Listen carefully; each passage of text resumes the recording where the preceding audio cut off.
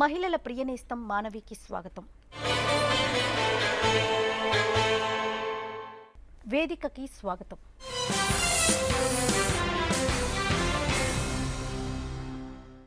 ప్రసూతి సెలవుల్ని 12 వారాల నుంచి 26 వారాలకు పెంచడానికి వీలు కల్పిస్తూ మాతృత్వ ప్రయోజన చట్టానికి సవరణలు చేయడానికి కేంద్ర కార్మిక మంత్రి సంసిద్ధతను వ్యక్తం చేసినట్టుగా తెలుస్తోంది. ఈ నేపథ్యంలో వేదిక ప్రత్యేక చర్చా కార్యక్రమాన్ని చేపట్టింది. మనతో పాటు చర్చలో ముజీబ్ కుమార్ అడ్వకేట్ గారు, అలాగే Shanti, principal of Jahnavi women's college. నమస్తే శాంతి గారు. ముజీబ్ గారు, అసలు మెటర్నిటీ యాక్ట్ అసలు ఏం చెప్తోందండి? మెటర్నిటీ యాక్ట్ అనేది 1961లో చేయడం జరిగిందండి. చట్టం ప్రకారం ఏమన్నారంటే, మహిళలు ఉద్యోగం చేసే మహిళలకి డెలివరీ టైం నుంచి డెలివరీ అయ్యే వరకు ఒక 3 నెలల వరకు సెలవు ఇవ్వచ్చు. అయితే సెలవు గురించి మాట్లాడేటప్పుడు మనకు ప్రాధాన్యత ఎక్కడ వస్తుందంటే పేమెంట్, శాలరీ పేమెంట్ అనేది. ఆ సెలవుకి ఆమెకి లాస్ ఆఫ్ పే కాకుండా ఆమెకి వేతనాలు కూడా ఇవ్వాలని చెప్పి చట్టం చెప్తుంది. అయితే ఈ చట్టంలో ఫస్ట్ ఏమన్నారంటే, మొదట్లో అది సవరణ రాకముందు ఏమన్నారంటే, ఈ 3 నెలలని 2 భాగాలుగా చేసి డెలివరీకి ముందు సగం, డెలివరీ తర్వాత సగం కింద విడదీశారనమాట. తర్వాత ఆ చట్టం కూడా అమెండ్ అవ్వడం జరిగింది, సవరించడం జరిగింది. సవరించిన తర్వాత ఏమన్నారంటే, మహిళ తన చాయిస్ డెలివరీ టైం నుంచి 3 మంత్స్ తీసుకుంటుందా, లేకపోతే డెలివరీకి 1 మంత్ నుంచి 1 మంత్ ముందు నుంచి తీసుకుంటారనేది తన చాయిస్ కింద ఆమెకే వదిలిపెట్టారు. ఇంకా చట్టం ఇంకా ముఖ్యంగా ఎన్ని విషయాలు చెప్పడం జరిగిందంటే, మహిళ మెటర్నిటీ లీవ్ తీసుకోవడానికి తను తెలియజేస్తే చాలు, she can be given maternity leave. Okay, అలాగే ఇంకా ఫర్దర్ ఇంకా ఎలా వెళ్ళిందంటే, కొంతమందికి మిస్క్యారేజ్ జరుగుతుంది, అంటే అబార్షన్ జరగడం కానీ, లేకపోతే మెడికల్ టెర్మినేషన్ ఆఫ్ హెల్త్ రీజన్స్కి medical termination of pregnancy suggest చేయడం కానీ చేసినప్పుడు కూడా అప్పుడు 6 వారాలు కనీసం మెటర్నిటీ లీవ్ ఇవ్వాలి. ఓకే, అంటే ఎనీ సెక్టర్ అండి? Any sector, private or government? Yes, any sector ఇవ్వాలి. ఈ మెటర్నిటీ లీవ్ కానీ ఏ ఎంప్లాయర్ అయినా, అంటే బాస్ ఎవరైనా ఇవ్వకపోతే కఠిన చర్యలు చట్టం కింద ఉందండి. అంటే 1 year జైలు శిక్ష, 5,000 వరకు జరిమానా వేయచ్చు. కనీసం 3 నెలలు మాత్రం ఖచ్చితంగా జైలు శిక్ష వేసే అవకాశాలు ఉన్నాయి. ఓకే, అయితే చట్టం ఉద్దేశం, మనం చట్టం గురించి మాట్లాడుతున్నప్పుడు చట్టం ఎందుకు అసలు ఇలా మెటర్నిటీ లీవ్ అనేది ఇంట్రడ్యూస్ చేసింది అంటే, మనం ఇండియాలో చూస్తే శిశు మరణాలు ఎక్కువ ఉన్నాయి. ముఖ్య కారణం ఏంటంటే మదర్ ఫీడింగ్ లేకపోవడం, తల్లిపాలు దొరకకపోవడం. ఈ ఉద్యోగాలు అంటే స్త్రీకి వివక్షత మన దేశంలో మొదటి నుంచి ఉంది, దురదృష్టవశాత్తు. రాజ్యాంగంలో కూడా ఏమన్నారంటే, 15వ అధికరణలో స్త్రీలకి శిశువులకి స్పెషల్ ప్రొవిజన్స్ చేయొచ్చు, వాళ్ళ కండిషన్స్ ఇంప్రూవ్ చేయడానికి, మగవాళ్ళతో సమానంగా వాళ్ళకి స్టేటస్ తీసుకురావడానికి అని చెప్పడం జరిగింది. సో ఈ వివక్షత వల్ల ఏమైందంటే, ఆమెకి మెటర్నిటీ లీవ్ అనేది ఇవ్వకపోతే ఉద్యోగం పోయే అవకాశం ఉంది. చాలా ప్రెషర్స్ ఇంట్లో కానీ, డెలివరీ టైంలో ఇంట్లో ప్రెషర్స్ కావచ్చు, నువ్వు ఎందుకు ఉద్యోగం చేయాలి అని అనొచ్చు. ఆఫీస్లో ఈమె మెటర్నిటీ లీవ్ పెడితే జీతం ఎందుకు పే చేయాలి, ఇంకోరిని ఈజీగా ఉద్యోగంలో తీసుకోవచ్చు. సో ఇలాంటివన్నీ ఉన్నాయి. సో చట్టం ముఖ్య ఉద్దేశం ఏంటంటే, డెలివరీ టైం నుంచి డెలివరీ అయ్యే వరకు అయిన తర్వాత కూడా ఆమె ఆరోగ్యరీత్యా, పుట్టిన పిల్లలకి ఆరోగ్యరీత్యా ఈ ఒక సెలవు అనేది ఆమెకి పేమెంట్, అంటే జీతంతో పాటు సెలవు ఇవ్వడం అనేది చాలా ముఖ్యం అని చెప్పి చట్టం ఆలోచించి అది అమలుపరచడం జరిగింది.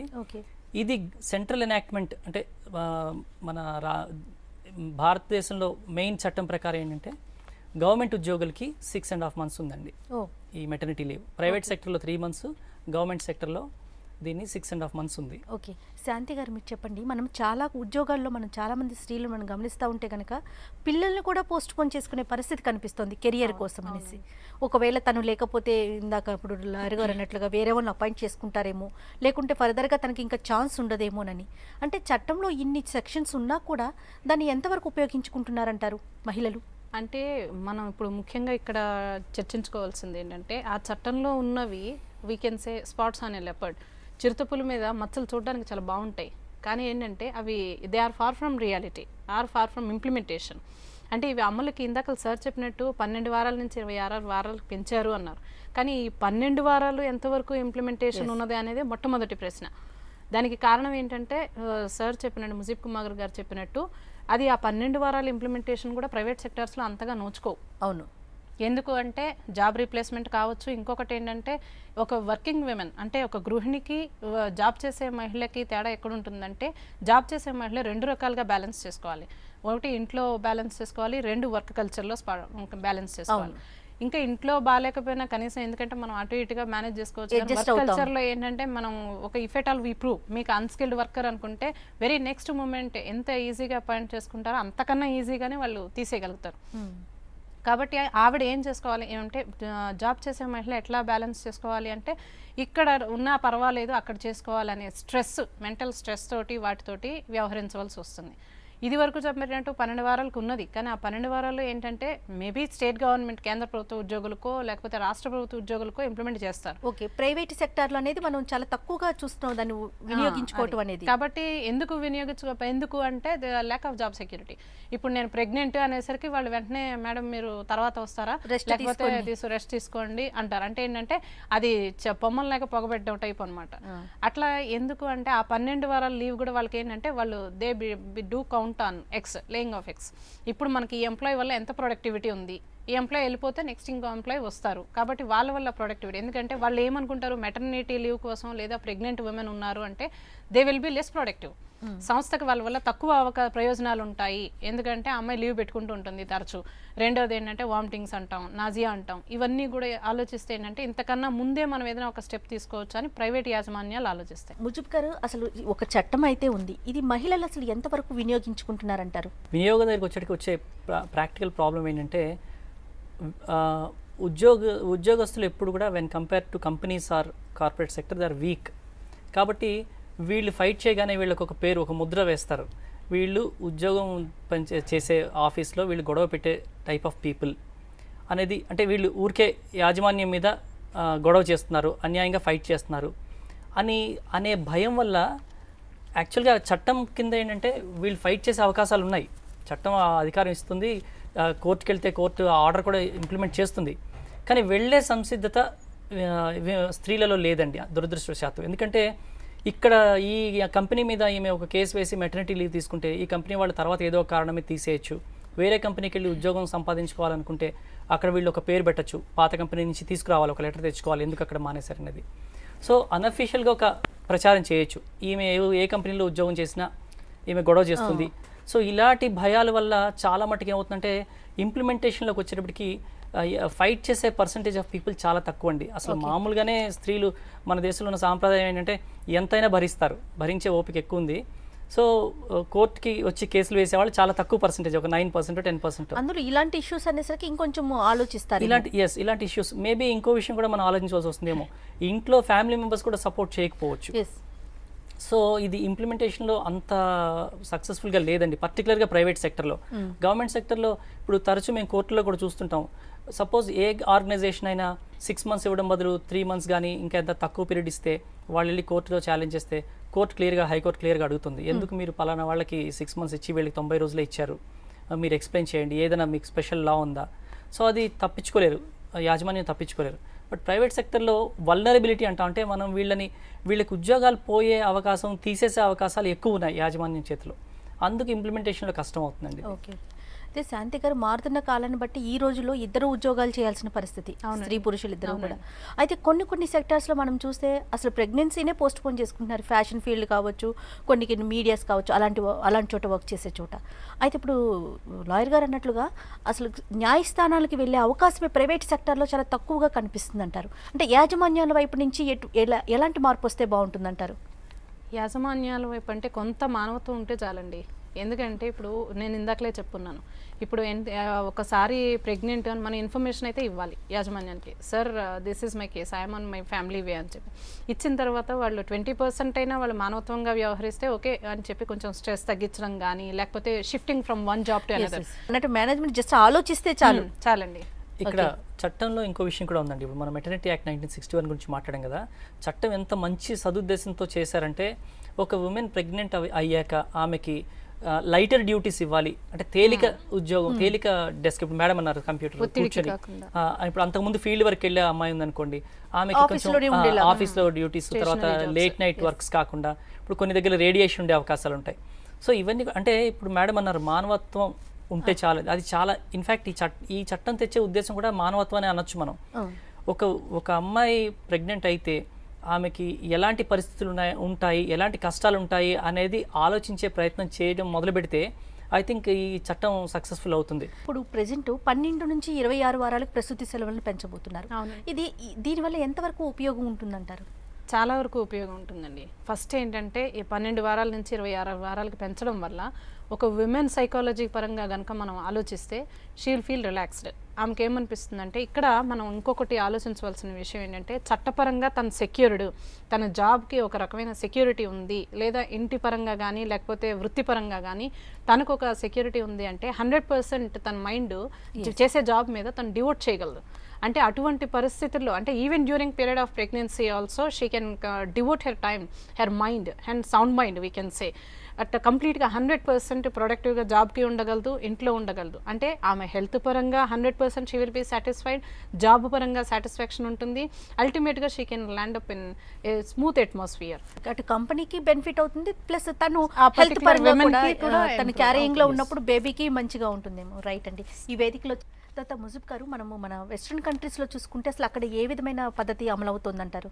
Western countries and country like Australia వీటిలోనండి 9 months, కొన్ని దేశాల్లో 1 year, కొన్ని దగ్గరలో 8 months అలా. అంటే మీరు అరౌండ్ ద వరల్డ్ చూస్తే different kinds of maternity leaves ఉన్నాయి. బట్ మెజారిటీ అంటే మనకి ఇంటర్నేషనల్ లేబర్ ఆర్గనైజేషన్ ఏమని ప్రతిపాదించిందంటే 14 వారాలు మినిమం మెటర్నిటీ లీవ్ ఇవ్వాలి. అంటే మనం ఇంటర్నేషనల్ లేబర్ ఆర్గనైజేషన్ కన్నా చెప్పిన దానికన్నా తక్కువ ఉన్నాం ప్రస్తుతానికి ప్రైవేట్ సెక్టర్లో. 14 వారాల కన్నా ఎక్కువ ఉంటే ఇంకా మంచిదని చెప్పి సభ్య రాష్ట్రాలకి చెప్పడం జరిగింది ILO. ఇవన్నీ ఖచ్చితంగా అమలు అవుతున్నాయి అంటారు? అవుతున్నాయి. అయితే most of the developed countries, advance countries ఏం చేశారంటే 42 weeks and more than that వాళ్ళు ఇంప్లిమెంట్ చేస్తున్నారు. అయితే నేను నా వ్యూ ఏంటంటేనండి, ఇప్పుడు మన గవర్నమెంట్ ప్రతిపాదించింది ఏంటంటే దీన్ని 6.5 నెలలు చేయాలి. అండ్ మేనకా గాంధీ గారు ఏమన్నారంటే 8 నెలలు చేసే ప్రతిపాదనకి మేము గవర్నమెంట్కి సూచిస్తాము. ఎందుకంటే పోస్ట్ డెలివరీ కూడా పిల్లల కేర్ చాలా అవసరం అనేది. బట్ నేననేది ఏంటంటే 9 నెలలు కనీసం మెటర్నిటీ లీవ్ అవసరం. 90% of Indian infants they suffer from mall nutrition, diarrhoea, ఇట్లాంటి ప్రాబ్లమ్స్ అన్నీ వస్తాయి. The reason for that is lack of breast feeding. కాబట్టి అట్లా కనుక ఇప్పుడు 8th month 6th month తర్వాత కనుక అవైల్ చేసుకుని ఉండి ఈ కంటిన్యూటీ కనుక మీరు చెప్పినట్టు సార్ చెప్పినట్టు ఆఫ్టర్ బర్త్ కనుక ఇస్తే ఇంకా హెల్త్ కండిషన్సే కాదు ఆమె conditions and satisfaction, mental and physical satisfaction రెండు కూడా ఉంటాయి. ప్రైవేట్ రంగంలో అసలు ఈ చట్టంలో ఎలాంటి మార్పులు రావాలంటారు? చట్టంలో మనం ఇందాక కూడా మాట్లాడామండి, ప్రైవేట్ రంగానికి సెపరేట్ చట్టము అనేది మనకి ప్రత్యేకంగా అవసరం లేదు. ఇప్పుడున్న చట్టాన్ని అమలుపరచడానికి స్త్రీలు ముందుకు రావాలి. అంటే నాదొక అభిప్రాయం ఏంటంటేనండి, ఈ వర్కింగ్ విమెన్ అందరూ కూడా ఒక కామన్ ప్లాట్ఫామ్ కానీ ఒక కామన్ అసోసియేషన్ కానీ అనేది ఎవరైనా ఒకరు మొదలుపెట్టి వాళ్ళ కోసం, ఎందుకంటే ఎప్పుడు కూడా మనం యాజమాన్యం ఎప్పుడు కూడా స్ట్రాంగ్ అండి. ఎంప్లాయీస్తో కంపేర్ చేస్తే యాజమాన్యాలు ఎప్పుడు కూడా స్ట్రాంగ్. ఎక్కడ ఇబ్బంది వస్తుందంటే, మీరు ఒక కంపెనీతో ఒక ఎంప్లాయీగా ఒక ఉద్యోగినిగా మీరు వాళ్ళతో ఆర్గ్యూ చేయాలంటే వాళ్ళు ఏదో ఒక పేరు పెట్టి చాలా సులువుగా బయటికి పంపించేయగలరు. అయితే ట్రేడ్ యూనియన్స్ ఉంటాయి, ఆఫీస్ అసోసియేషన్స్ ఉంటాయి. వీళ్ళు దీన్ని సమర్థవంతంగా ఫైట్ చేసిన రోజు ఎన్ని చట్టాలున్నా అమలు నోచుకోవాలంటే స్ట్రాంగ్ పవర్ ఎంప్లాయీస్ సైడ్ నుంచి కూడా ఉండాలండి. అప్పుడే అమలు అవుతుంది. మనకి సెపరేట్ చట్టం అవసరం లేదు దీనికి. ఓకే. తర్వాత అసలు ఎంతమందికి ఇలాంటి ఒక చట్టం ఉందనేది తెలుసునంటారు మీరు? ఖచ్చితంగా చెప్పాలంటే ఒక 20 నుంచి 40% వరకే ఈ అవేర్నెస్ ఉంది. ఎందుకంటే women in top executive level ఉన్నది 10 నుంచి 15% ఉన్నారు, లేదా గట్టిగా మాట్లాడుకోవాలంటే మేబీ 20% వరకు ఉంటారు. ఈ 20% మహిళలకి ఏంటంటే సార్ చెప్పారు మహిళలు గట్టిగా ఉండాలి, కానీ ఇక్కడ నేను చెప్పేది ఏంటంటే మేము గట్టిగా ఉంటే కూడా యాజమాన్యం ఏమంటాయంటే, ఫర్ ఎగ్జాంపుల్ సార్ నాకు 26 వారాలు మెటర్నిటీ లీవ్ ఉంది, ఖచ్చితంగా నాకు ఇవ్వండి అన్నాం అనుకోండి, ఒక తల్లిగా మనం అక్కడ సార్ చెప్పినట్టు బ్రాటప్ వేరే వాళ్ళతో చేయలేం, కానీ ఒక ఎంప్లాయీగా వాళ్ళు రీప్లేస్ చేసుకోగలుగుతారు. కాబట్టి ఇంకొకటి ఏంటంటే, if we raise our voice, మనం వాయిస్ రైజ్ చేసి sir this provision is there, why can't you implement for me అన్నాం అనుకోండి, ఒక ట్యాగ్ లైన్ వస్తుంది రివల్యూషనరీ అని చెప్పి. అందుకని ఒక ప్లాట్ఫామ్ లాగా ఉంటే అందరూ కూడా బాగుంటుంది. ఒక వ్యక్తిగా ఎప్పుడు మీరు ఫైట్ చేయాలన్నా అగైన్స్ట్ మైటీ ఆర్గనైజేషన్ అది చాలా కష్టంగా ఉంటుందండి. అదే ఒక అసలు మనం అసోసియేషన్స్ ముఖ్య ఉద్దేశం, ట్రేడ్ యూనియన్స్ ముఖ్య ఉద్దేశం అంటే ఇక్కడ బాధాకరమైన విషయం ఏంటంటే చట్టం ఉంది, అమలుపరచడానికి ఇన్స్టిట్యూషన్స్ అంటే ఇప్పుడు మనకి మహిళా సంఘాలు ఉన్నాయి, అవునవును. లేకపోతే ఇవి చట్టాలు ఉన్నాయి, అంటే వాటిని సపోర్ట్ చేయడానికి మనకి సపోర్ట్ చేయడానికి సంఘాలు ఉన్నాయి. కానీ అది కరెక్ట్ అని చెప్పింది అంటే ఉన్నది అని లేదా ఉన్నది వాడుకోవడానికి కూడా నోచుకోని పరిస్థితుల్లో ఉన్నామని చెప్పుకోవాలి. అది ఒక మహిళకి డెలివరీ తర్వాత అంటే ఇందాక సార్ అన్నట్లుగా డెలివరీ ముందు ఎంత అవసరమో డెలివరీ తర్వాత కూడా బేబీకి మదర్ అంతే అవసరం.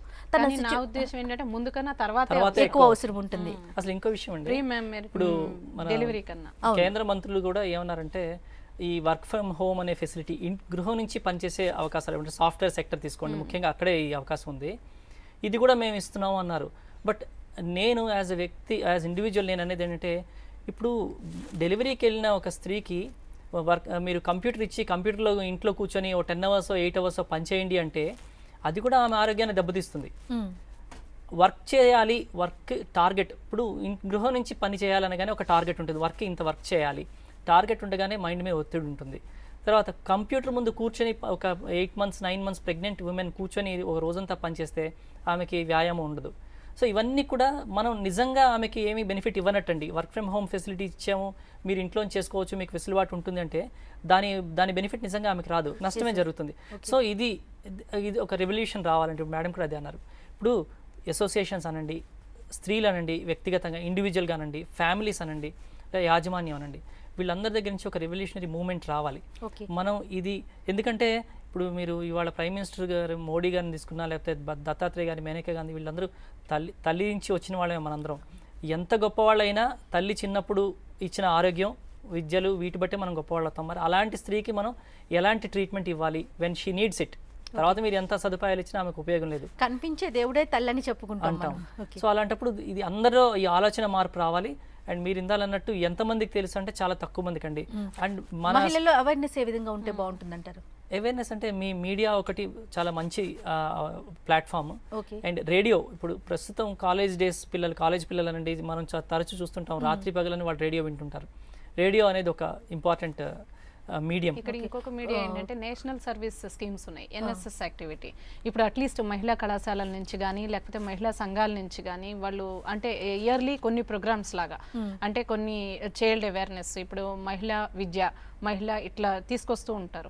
ఆ ప్రోగ్రామ్స్లో కనీసం సంవత్సరానికి ఒక 3-4 ప్రోగ్రామ్స్ అయినా మెటర్నిటీ లీవ్స్ గురించి. ఉమెన్స్ కాలేజ్కి ప్రిన్సిపల్గా ఉన్నారు కాబట్టి కాలేజ్ లెవెల్ అంటే పిల్లలకి కొంచెం మెచ్యూరిటీ లెవెల్స్ ఉంటాయి. అవునండి. వాళ్ళకి ఇలాంటివి ఇంప్లిమెంటేషన్ మనం ఇవ్వగలిగితే కనుక ఫ్యూచర్లో ఉపయోగపడుతుంది. అది ఎంతవరకు జరుగుతుంది అంటారు? 90% జరుగుతుందండి. ఎందుకంటే వీళ్ళు ఎడ్యుకేటెడ్ అవుతారు. అయితే మనం ఇందాకలా మళ్ళీ ఎక్కడ చెప్పినా భూమి గుండ్రంగా ఉంటుంది అన్నట్టు మనకి ఎడ్యుకేషన్ ఉంది, నాలెడ్జ్ ఉంది. ఇప్పుడు మేము ఎడ్యుకేట్ చేసే విద్యార్థులు ఉన్నారు. ఆ విద్యార్థులు రేపు పొద్దున్న ఏ విప్రోకో కంపెనీకో లేకపోతే మరో డెలైట్ కంపెనీకో, హెచ్డిఎఫ్సికో, టాప్ కంపెనీస్కో వెళ్తారు. వెళ్ళిన తర్వాత ఎగైన్ సే మా మేడం ఇట్లా చెప్పారు, లేకపోతే మాకు ఇలా ఎడ్యుకేషన్ ఉంది, ఇది ఉంది అని చెప్పినా అక్కడ ఇంప్లిమెంటేషన్ అమలు పరచడం అనేది ఎంతవరకు జరుగుతుంది అనే దాన్ని బట్టి ఉంటుంది. ఓకే. యాజమాన్యాల్లోనే మార్పు రావాలి. ఇప్పుడు నేను స్త్రీలకి శిశువులకి సంబంధించిన కేసెస్ చాలా చేస్తుంటానండి. ఇన్ ప్రాక్టీస్ మేము చూసేది ఏంటంటే మనం చదువుకునే వాళ్ళ గురించి అసలు చదువుకునే వాళ్ళ గురించే మాట్లాడుకుందాం. చాలా మందిలో ఇప్పుడు మా దగ్గర 100 మంది వస్తే 95 మందికి వాళ్ళ హక్కులు తెలియవు. అండ్ మీరు ఎక్కడైనా ఒక గ్రూప్లో విమెన్ ఉన్న గ్రూప్లో అడగండి, తప్పు చేస్తే భర్తకి కొట్టే హక్కు ఉందా అంటే ఉన్న వాళ్ళలో 90% చేతులు ఎత్తుతారు కొట్టే హక్కు ఉందని. అంటే అంత దురదృష్టమైన పరిస్థితిలో మనం ఉన్నాం. సో అవేర్నెస్ అనేది చాలా మటుకు లేదండి అన్ఫార్చునేట్లీ. అండ్ మనం ఇప్పుడు గృహహింస గురించి చేసిన సర్వేలో ఏంటంటే ప్రపంచం మొత్తం సర్వే చేసిన దానిలో ఏముందంటే ఆల్మోస్ట్ ప్రతి మహిళ ఏదో ఒక స్టేజ్లో గృహహింసకు గురైన ఆమె అని చెప్పి సర్వేలో తేలింది. బట్ మీరు కోర్టులో వచ్చిన కేసెస్ చూస్తే 8 to 9% మహిళలు బాధితుల్లోంచి అంతవరకు మాత్రమే వస్తున్నారు. అంటే సంఘపరమైన కారణాలు కానివ్వండి, లేకపోతే కుటుంబపరమైన కారణాలు, ఆర్థిక కారణాలు, రకరకాలైన కారణాలు. అయితే మనం ఈ అవేర్నెస్ క్రియేట్ చేయడం ఎలాగా అన్నాం, న్యాయ సేవా సలహా సంస్థలని ప్రతి ఊర్లో మన హైకోర్టు నెలకొల్పడం జరిగింది దేశమంతా. సో వాళ్ళు కూడా దీన్ని టేకప్ చేసి అవేర్నెస్ క్రియేట్ చేయడానికి ఒక అవకాశం ఉంది. అటు చట్టాలు అంటే ప్రభుత్వం తరపున అవేర్నెస్ తీసుకురావాలి, మీడియా తరపున కూడా అవేర్నెస్ తీసుకురావాలంటారు. రైట్ అండి, థ్యాంక్ యూ సో మచ్ చర్చలో పాల్గొన్నందుకు. థ్యాంక్ యూ అండి.